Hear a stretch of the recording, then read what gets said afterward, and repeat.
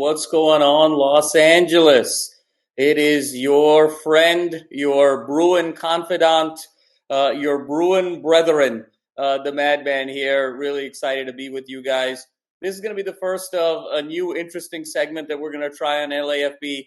As many of you have heard, unfortunately, the chapter of the Bruin Bible has come to a close here with my main man, Will the Thrill Decker. We're so excited for Will. He is now starting to do play-by-play and color commentary for Pepperdine men's and women's basketball, which is a true passion of his, kind of getting back to his roots of play-by-play commentary. And we're so excited for him and with LAFB and so thrilled for his future success. So moving forward, we're going to kind of turn chapters a little bit, turn the page. It's just going to be me for a little bit, and then we're going to bring guests from time to time. We're going to start a segment called Bruin Bites. And this is going to be kind of 8 to 12 minute segments here with just me sharing all the latest and greatest news about UCLA football, our beloved Bruins, fours up as always. I think the conversation, guys, today and this week has to begin with the two major sort of events, if you will, in the football world. The first was the opening of the transfer portal on Monday. And then today, of course, being National Signing Day, the early period of National Signing Day, to figure out who is going to be this ultimate class of 2025.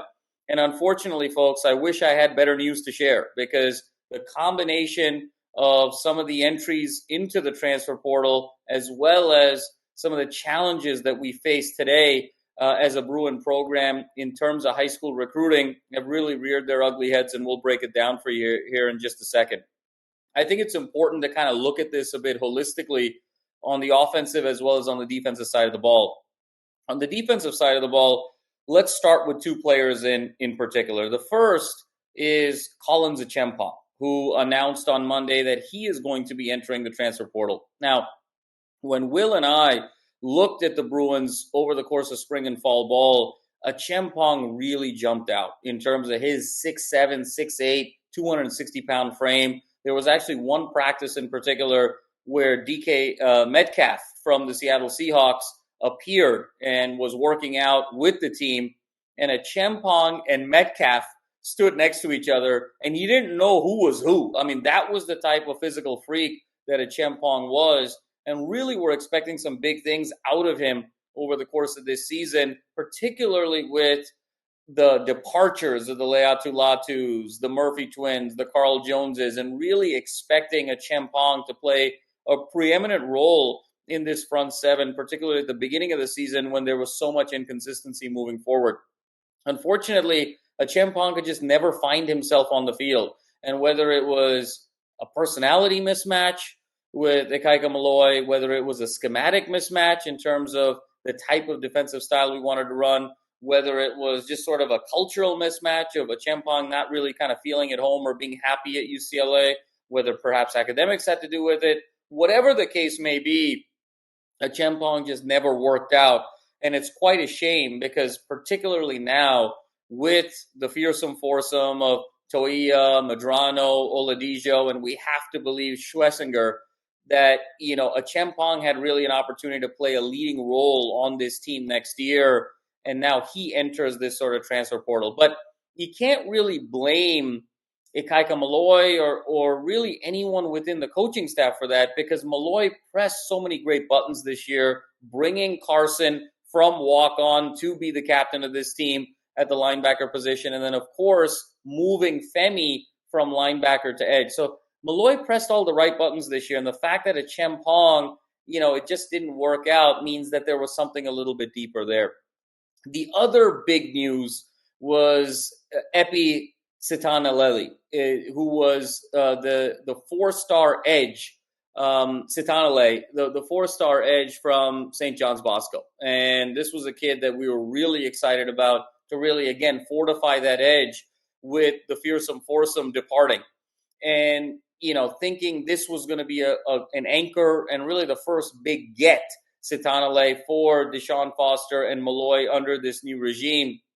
Unfortunately, at the 11th hour, as so many of these things turn out to be, particularly in this new age of NIL, Sitanale gets flipped by Ohio State. Hard to sort of fault both Sitanale as well as the program, because we all know Ohio State has one of the highest budgeted NIL programs in all of college football. It was reported last year that they spent $25 million on a subset of players for the 2024 season, and that number was only going to get bigger this year. So the fact that Ohio State was able to open the wallets, the checkbooks, to be able to get Sitanale, it's just something where, given the state of Ohio State NIL versus the state of UCLA NIL, those are not really two kind of comparable situations there. It's not really apples and apples, not really fair to compare. It would be the equivalent of saying the New York Yankees are going up against the Kansas City Royals for a player, and bidding is unlimited. So who do you think is going to win there? So unfortunately, Chempong and Sitanale being able to miss out on both of those now leaves us with a void moving forward defensively in terms of how we address it, and have to get super aggressive in terms of the transfer portal.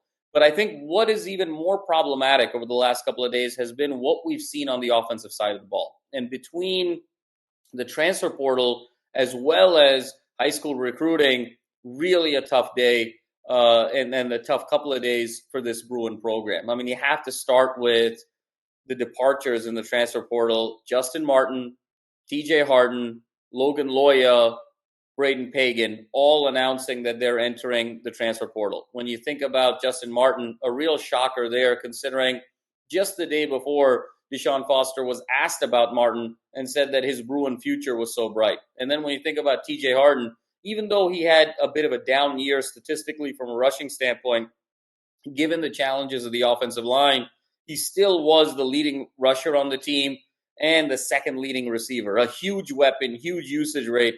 So for him to go into the portal was certainly alarming. And then, of course, Logan Loya, who we believed has been the most polished UCLA receiver over the past 2 years. And then Braden Pagan, someone that hasn't necessarily demonstrated a lot of statistical excellence per se on the field, but every time we have seen him over the course of fall ball and spring practice over the last 2 seasons, he has stood out.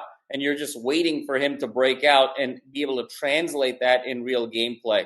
And you got to wonder here, the role of Eric Bieniemy. I think we have to sort of acknowledge that conversation right now, because I think UCLA football has an Eric Bieniemy problem. And I think it's really twofold. The first is temperament and disposition. One of the things that was very interesting, particularly about this Harden situation going to the portal, I remember being at UCLA practice in the middle of the summer around July with Will, and I remember just the temperament that Eric Bieniemy showed. Super intense, chewing a lot of guys out, yelling at a lot of guys, getting in a lot of guys' faces. And it was Harden in particular was oftentimes the target of a lot of that hard coaching, let's call it. And I remember turning to Will and saying, if Bieniemy keeps this up on Harden, I'm afraid Harden is going to transfer. And lo and behold, 4 or 5 months later, Harden's in the portal. And I just wonder, this hard-hitting coaching style, this over-the-top disciplinarian style, you got to wonder, does this resonate with the new Gen Z athlete of the 2020s? You just have to sort of consider, is this the right approach? And when you think about a Justin Martin who's about to get the keys to the kingdom of being UCLA starting quarterback, or at least being a leader in that clubhouse to be the starting quarterback, given his experience, for him to give that up, give that away, and enter the transfer portal. Sure, NIL may play a role in it, but you got to wonder, was it something to do with Bieniemy's style? And then when you think about Loya and Pagan, I think you have to sort of assess the utilization of key players. And we've talked about this for most of the year. Loya was so heavily underutilized. Pagan was underutilized. You wonder now, moving forward, a little bit about J. Michael Sturdivant. This was such a deep receiving core in the 2024 season for UCLA, that to see these guys not really play to their statistical potential, I think had to be a factor here on the road of a very disappointing offensive season, considering the hype around Bieniemy, what he was able to achieve with Kansas City, what he was able to achieve as a player, the fact that he was with the Washington Commanders last year. All of that set up very, very high expectations that simply were not met. And then that ultimately sort of got compounded with what we saw today, unfortunately, in recruiting from a high school perspective, where we lose Madni Iamalieva, who was one of our decorated four-star players, one of two that was sort of going into this class, and him getting flipped to Arkansas, Long Beach Poly product, and then his teammate, fellow Long Beach Poly product, Jace Brown, kind of getting flipped. And so this mass exodus of offensive players is just very, very concerning. And you wonder how much faith incoming players are going to have in terms of the viability of this coaching staff, where the health and wellness of NIL is, and just the vitality of this program moving forward. So it's been a really tough day. These flips in particular really kind of sunk UCLA's recruiting class from a rankings perspective. They were kind of firmly in the mid to kind of high 30s for several weeks and several months, and now they fell to about 50. And just by way of reference, last year's recruiting class was 44. So unfortunately, in year one of the Deshaun Foster era, he actually hasn't produced as nearly the success that Chip Kelly did as a recruiter, which is as sort of bizarre as that is to sound. But the silver lining here is now that Deshaun knows what he needs to do, hopefully he's going to be able to hit that transfer portal very, very hard to really refortify this roster. But lots of questions for UCLA moving forward here from a personnel standpoint. And then on top of that, some commentary coming out later in the day about potentially Eric Bieniemy, about Juan Castillo, and even about Ikaika Malloy, and potentially there being some staff turnover in terms of interest from other teams, as well as, their overall disposition with the program. So a lot of uncertainty moving forward as we head into the meat of December and January in this offseason. So stay right here with us, Bruin fans. Not a great past couple of days. It's been sort of a heavy cloud from a roster perspective, but we got you covered, and I think brighter days to come. And as soon as those brighter days come, you can always count on me and LAFB moving forward there. So unfortunate couple of days, guys, but I think, we have to really look at this Bieniemy situation, and we have to sort of look at hopefully Deshaun Foster is going to get his own voice here. And we talked about it at the end of the season. If your first pillar is discipline, you can't have an undisciplined team. If you are the head coach, you can't cede that control and that voice to an Eric Bieniemy or any of your coordinators. If you are the head coach and the visionary moving forward, you have to partner with Martin Jarman on bolstering NIL, and you have to partner with incoming Chancellor Julio Frank on policies to be able to enable football players to come to UCLA. So I think lots to unpack as we head deeper into the offseason.